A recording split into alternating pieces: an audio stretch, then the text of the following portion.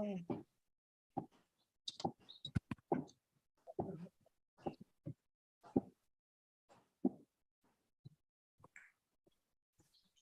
there, Hawkeye fans, and welcome to the Hawk Fanatic Rapid Reaction Podcast. Once again, this week, it's not very rapid, but we'll definitely have a reaction. Night games are killing the old guys. And nice next week, we've got a 11 o'clock Central Time kickoff with the big noon kickoff with Michigan, and we'll get more into that. That's the game of the week on Fox next week, so looking forward to that one. But let's look back at this one, a 27-3 Iowa victory at Rutgers. Way to get the Big Ten season off on a high note. Jordan, start with you. I've tried to tell people this, and there's still people bitching about the offense, and I get it. But each week you see a little bit more. It seems like there's progress being made. The offensive line's a little bit more stable each week. The playbook's coming open a little bit more each week. It just seems like it was going to be baby steps, but I think they're going in the right direction. Yeah, I agree. And that's the thing that people have to, have a little more patience when it comes to our situation right now with the team. As our offense this past game definitely stepped up a little bit. Still in areas, obviously, we like to execute a little heavier, and Petrus didn't throw a touchdown, but he still made plays when he had to. And running back Williams, I think it was 6.8 or 5.8 yards a carry for the touchdown. So we're running the ball a little more efficiently. So it's something to definitely look forward to going forward, because Rutgers, they were a better Rutgers team than what we've seen in the past. So I would say, it's definitely positive to see, because you'd rather see your team getting slowly better than slowly worse. So, but again, kudos to the special teams and defense for, winning another one for us. Jovan, you get lucky again, and you're going to probably get lucky all season the way this defense looks. And talking about the exploits of this unit, the pick six by Cooper DeJean was just insane. And then Sebastian Castro, a guy we haven't seen a lot of, but Terry Roberts gets hurt this week. Unfortunate. Hopefully Terry gets back soon. So they slide Sebastian Castro in at the cash. Cooper plays the corner. He gets a nice pop on the Rutgers receiver, forces a fumble, scoop and score for Kayvon. Just another outstanding. I think the country's starting to see how special this defense is, Jovan. I mean, this defense is everything that anybody around the world could ask for. I mean, when you get guys playing together at a high level, playing for each other, flying around, making plays, hitting people, that's defensive football. That's the typical Iowa style of football on the defensive side of the ball. They get after it up front. The front seven is amazing always, getting after the quarterback, stopping the run. And then the DBs are just physical. As you alluded to, Cooper DeJean with the interception, the kid is just coming into his zone, and he's making plays all over the field.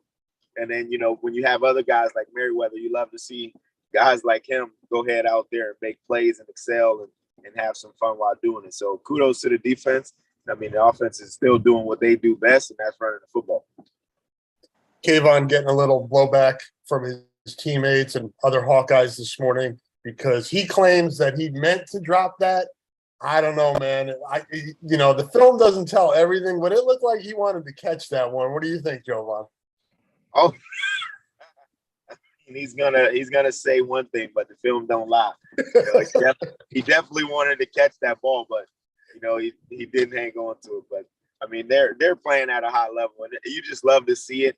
You love to see those guys go out and just play for each other and play fast and play physical. So that's the Iowa defense. You gotta love to see it. Yeah, just get more guys involved too. We talked about Sebastian Castro, who would start on a ton of teams, I think, if he didn't have guys ahead of him.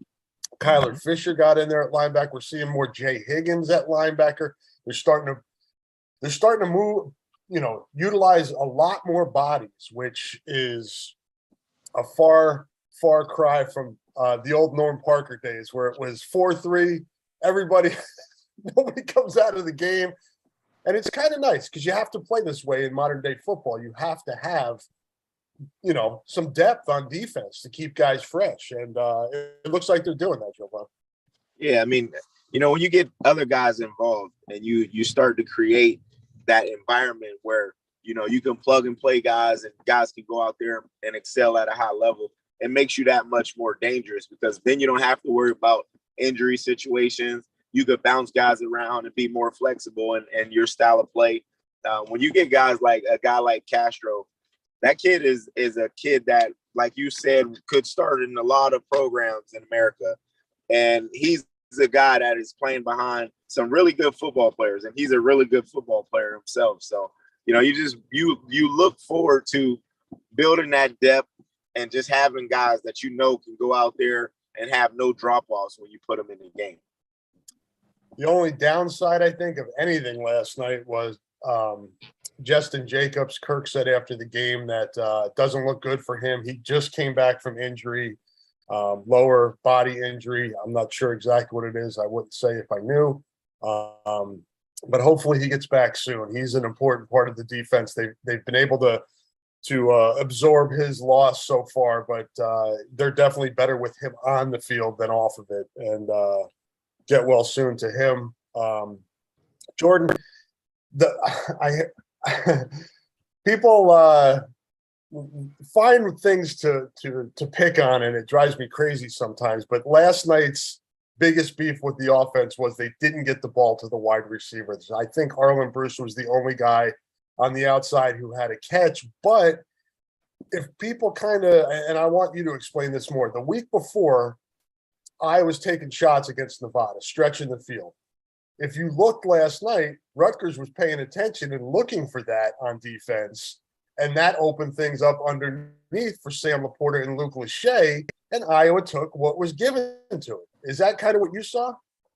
Yeah, I mean, that's what people have to realize when it comes to football, that it's decisions there on the field where you really have to game plan. And when you see that Rutgers is making sure that you can't have any deep shot plays, you have to take advantage of where we can. And that's where we executed. But we ran the ball a little more effectively. As you said, our line held up a little bit nicely. And we were finally able to see that Petra to Laporta connection a little more that we've been waiting for. So, yeah, you just got to be able to attack what you see is open. And I do think that they took the right steps in doing that last night. And again, the scoreboard shows, even though, again, yes, we would like to see more points on the scoreboard, but we made the plays when it mattered and we walked away with the win. So again, I know people can be a little frustrated, but they have to see that we are, as an offensive unit, improving every week and again, executing at the times where they need to. So hopefully they can continue it going forward. And I do think next week going to Michigan that, yes, we know Michigan has that explosive offense where our defense, I think, can settle that down. But their defense did not look great against Maryland. So I think that, again, it's something where we just have to, when it's needed, execute. Yeah, Michigan lost quite a bit to the NFL on defense off of last year's team, including Aiden Hutchinson, who's a beast. I like the one early route tree concept I really liked what Brian put together was the kind of the deeper shot to Luke Lachey. He had Laporta run underneath that route, probably 8 to 10 yards. Lachey behind him. They were both running towards the Iowa sideline, and Petrus kind of had his choice. They went to Laporta. He just dropped it over for Luke Lachey. It's kind of cool to watch this offense develop right now. I'm probably more positive than a lot of people, but I like some of the things that I'm seeing week to week. Yeah, again, you'd rather see your team improve than get worse, and they're definitely doing that with the personnel that they have. Because, yeah, we've had injuries. We've had new guys having to step in, and we got young bucks running the ball. So, there's a lot that we kind of had to take time to figure out, and you can see the little hints and, as you mentioned, some plays that you can notice that they're definitely, again, making progress, which is huge. Another one for you. Just can you play three running backs? They're doing it now. I know that's tough on some guys, and that's another thing I saw people bitching about last night was play Keegan or play Johnson more and Lashawn Williams because Gavin had a tougher game, but that was kind of the game plan. And it was going to be tougher for Gavin to run, the zone, whereas the pin and pull, some of that counter stuff was really working for the quicker guys last night. I would guarantee you there are going to be games when Gavin Williams looks the best out of the three. Yeah, and that even happened with my senior year. There was one point when we had 4 running back rotation. And it's something that with this day and age, with the tempo and play calls and everything, there's a lot more plays run on the field that you do just want to rotate, keep guys fresh. But then once a guy gets hot, that's when coaches will tend to, give them a little more carry. So it really can be anybody. But, we're still early in this year, and we'll see that it might slowly shift towards one guy to get the majority. But, when you look at teams in the NFL, Eagles, Bills, they rotate running backs. They have running back committees, and they're winning, complaining to them. So, it's as long as we can keep getting the job done and, make sure that the win column continues to rise each week, then, no one should be mad. What are your thoughts on the offense, Jovan? You coached offense. You coach offense too now. You got to do both sides of the ball. What are you seeing just week to week with what Iowa's doing on that side of the ball? Yeah, you know what?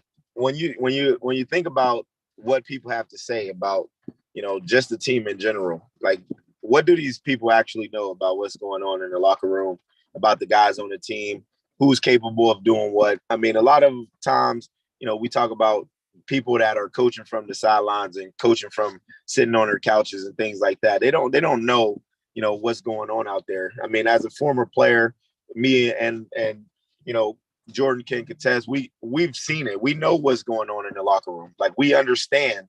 So when you talk about the offense, yes, always defensive football is always going to be ahead. And starting in training camp, they're going to be ahead because they don't have to learn as much. They don't have to do as much defensively as they do on offense. Like, you got different checks, different trade motions, different things that are happening. And it takes a little bit of time for guys to get comfortable with it because it's not something that they're used to doing at the high school level that they have to do in college to give different defenses different looks. So, offensively, you always start behind, but you start plugging away and you start putting a little bit more in each week. And then you start to see an explosive offense start to develop. And I think that's what we're seeing with the Iowa offense. When you operate with 3 running backs, that's to take the bulk load off of, one guy or 2 guys, because that's ultimately how guys end up getting hurt, is when you play one guy all the time and he's taking the bulk of the hits and all of those things. You want to minimize as much contact as you can with different players. So, running back is one of those positions that get hit all the time. They got to be there in block protection. They got to be there when they run the ball to get the ball caught out of the backfield. So many touches and things that they have to endure. So, you're seeing an explosive offense starting to develop, but it's going to take time. The quarterback is still, shaky. He doesn't make all the right throws all the time, but at the end of the day, he's doing what he's coached to do, and that's to win the game. Yeah, and didn't turn the ball over last night. And that's kind of what I think, once you get a little bit of a lead with this team, you want to make sure that the offense – and I thought it was a good game plan. After Iowa got, up 14 or whatever it was, 17 zip, just kind of not conservative game plan, but a smart game plan, something where you're not taking chances and giving Rutgers a short field, because there was no way Rutgers was going to go up and down the field on that defense. Jordan, how would you attack Iowa's defense? I'll ask you this first, and then I'll go to Jovan. I think Jovan's going to some people like their cards. I don't know. To be honest, they do a great job with just playing so sound. And, even running up against them in practice, Phil, just make sure – we'll always try to make sure that big plays can't be made, and guys that hammer in their head, stay to your goal, do your job, and everything will be fine, where you don't have guys trying to, remove them from an assignment just because they want to make a play. But, with us defensively, you just got it's hard, but change tempo, change pace, and just try not, as I said, to focus heavily on big plays, because Iowa, that's one thing that we do defensively is hold back plays. And so you gotta be, if you're a team going into playoffs, you gotta at least have a mindset of being a little more patient at first and chipping away, and then eventually try to see what can come. But again, I think that it's our defense. They've shown it, and I think they'll do it again next week. But they play sound, they play control, and it's real hard to score big on them. Same for you, Jovan. If you're coaching an offense to it, and I've seen it so many times through the years with Norm and Phil. A team may move the ball on that first drive, get it down there, field goal, maybe touchdown occasionally, but then the adjustments are made. What as an offense, what can you do? Is it an element of surprise? What do you do against this defense? I can give you the blueprint of how to dissect and attack the defense, but I'm not going to do that. This is what I'm going to say about the defense. When you think about Phil Parker and Norm Parker's defenses, you always see that bend but don't break mentality. They're gonna give you, the short stuff. They're gonna give you the things that you don't want to take, and they're gonna stop the run. So everybody up front is gonna be gap sound. They're going to stop the run. They're going to make sure they're going to insert the safeties into the box when there's run plays. And then when you're throwing the ball, they're going to take away what you want to throw. So if you're going to try to throw deep ball game, they're going to take that away, and they're going to force you to check the ball down, because what offensive coordinators don't want to do is get outside of their game plan and not do what they are comfortable with doing. So they're going to take away what you do best, and they're going to make you do what you don't want to do. And ultimately, they're going to fly to the football defensively, play with outstanding effort, and hit people. And I think that's what takes a toll on people the most. After that first drive, you're going to see what's going to attack you. Then they're going to make adjustments, and then they're going to make sure they take that away, and they're going to make sure that the all 11 on defense is going down, flying around and hitting people. And then that's when you start to see them start to take toll on teams, is when they start being physical and hitting. Yeah, it always looks to me like I was playing with like 12 or 13 guys out there. The way there's always just more. Looks like there's more defenders than there are offensive guys. Throw some numbers at you guys. As Jordan mentioned earlier, nice game for Lashawn Williams. Great to see for that young man who's had a tough month, losing his dad. Came back to practice this week and probably really enjoyed being back with the guys, kind of get his mind off of things a little bit. He had 11 carries for 64 yards and the touchdown, 21 yards, his longest 5.8 per carry. Caleb Johnson was the workhorse, 15 carries for 58, the long of 9. Gavin Williams, 7 for 26, long of 14. So some longer runs in there you like to see. Laporta caught 4 of 7 targets for 77. Lachey, 2 of 2 for 37. Lashawn Williams also involved in the passing game, 2 for 19. Seth Benson led the squad in tackles with 9. Jack Campbell right behind him with 8. Schulte and DeJean with 7 apiece. DeJean with a pick and a pass breakup. Riley Moss with a pass breakup. Davon Merriweather, we'll call it a pass breakup. And sack and a half for Lucas Van Ness, who keeps rolling, and a half a sack for Jay Higgins. Team totals, total yards.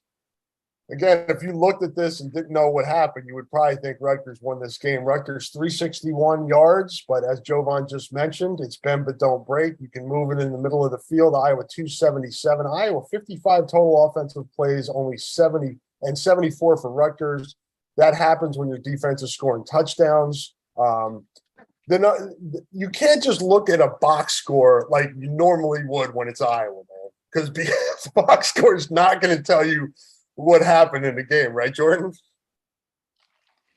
Yeah, insane to see our defense just week after week putting points on the boards, outscoring our offense. Again, I'm happy to see that our offense is improving weekly, but just as happy to see our defense just every single week make plays, every single week, interception, fumble recovery, something, and next. So I know Michigan's worried, especially when they lean to be a little more run heavy with Blake Corum, and we're great at stopping the run. So looking forward to next week.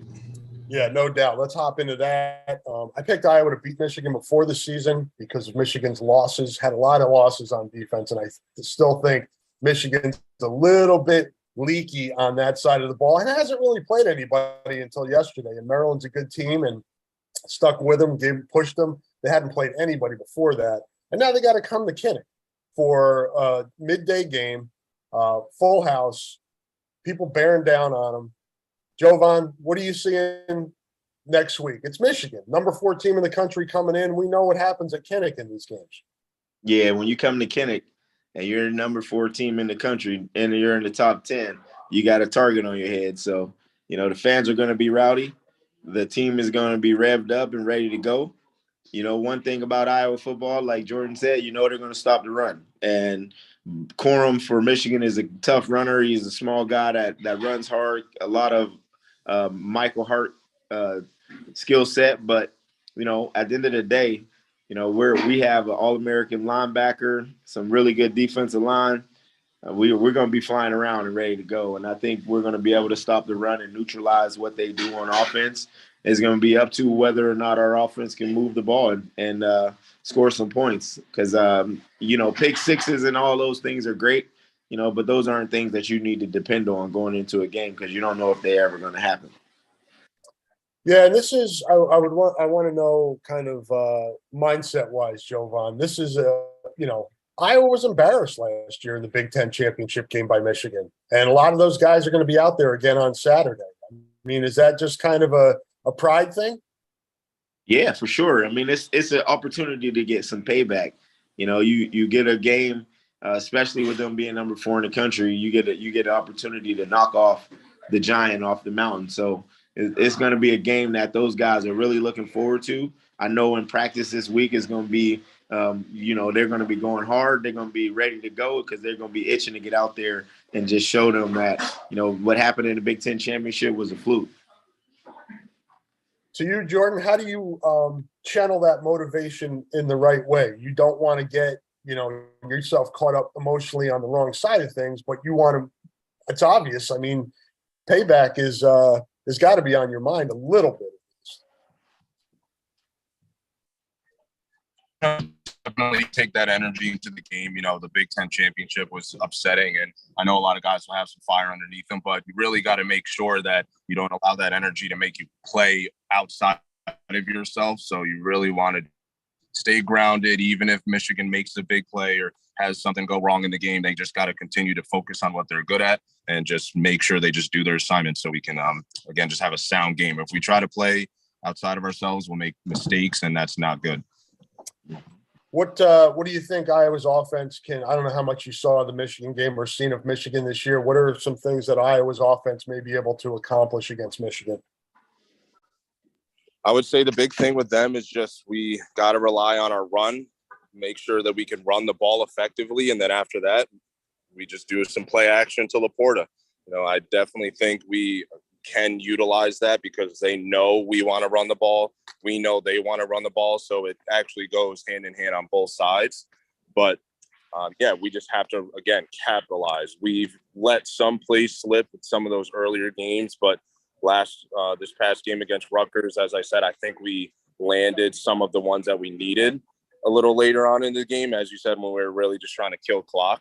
So that's what we have to do. We have to establish the line of scrimmage, have to be able to run the ball, and then that can open everything else up. What do you think, Jovan? I think, one thing about Michigan that I've seen them play, I think the first 2 games, but I'm not sure if it was because of the teams that they were playing, that they were taking advantage on the outside. But their corners are pretty solid, and they got a pretty good defensive backfield. So we're going to have to, like Jordan said, establish the line of scrimmage, get some movement up front, create, that push up front and run the ball. And then, when they start creeping up, then, you take the play action shots to Laporta because he's going to be the guy that's going to make everything go. I don't think we have too many explosive receivers that are going to just beat people in man-to-man. And I think Michigan is going to come out against Iowa and play man-to-man on the outside. So, work in the middle of the field to Laporta and running the football is going to be the keys to success. And then using Torrey Taylor when you get the ball and you get in situations where you need to punt it and just flip the field position, because those hidden yardage plays are going to be major in a game like this with that magnitude. Yeah, I shouldn't leave Torrey Taylor out of last night's discussion. 4 of 6 punts inside the 20 again, and just makes it so it's got to be frustrating for offenses to have to start inside the 20 all the time. The percentages go way down when you start inside the 20 of scoring points on the other end of the field.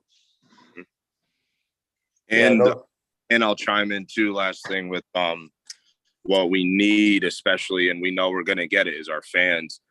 Last year when we played against Penn State, it was huge when just the noise of our crowd was able to, I think, made them 5 false starts or something like that. So we need that energy, need the crowd, and to be able to make Michigan make some of those mistakes, because we have to take advantage of anything that we can get, because they are a great team, but it's definitely an advantage of playing Kinnick. Yeah, that north end zone construction that closed that in makes it just as loud as it's ever been since I've been there. 26 years covering games in that place, and that north end zone is as nasty and as intimidating as any place in the Big Ten, no doubt about it. Oh, yeah. You see these guys moving around. They're busy Sunday mornings, and I appreciate them taking the time. Jordan's at a wedding. He's got some people in his life that he has to disown because they do weddings on football weekends in the fall. What's the story there? Lucky, I love him. I love him to death, but we already got a guy who's going to be sitting in the section in the rows in the church, who's going to give us some signals when for who's some of us guys have some bets on some games. So we got our play caller in the back and signals the guy. So I'm all right. Who's your NFL squad? So honestly, that's a whole can of worms that people are always surprised when I never had a favorite team. I liked Reggie Bush when he left USC. So when he was with the Saints, I just said I was a Saints fan.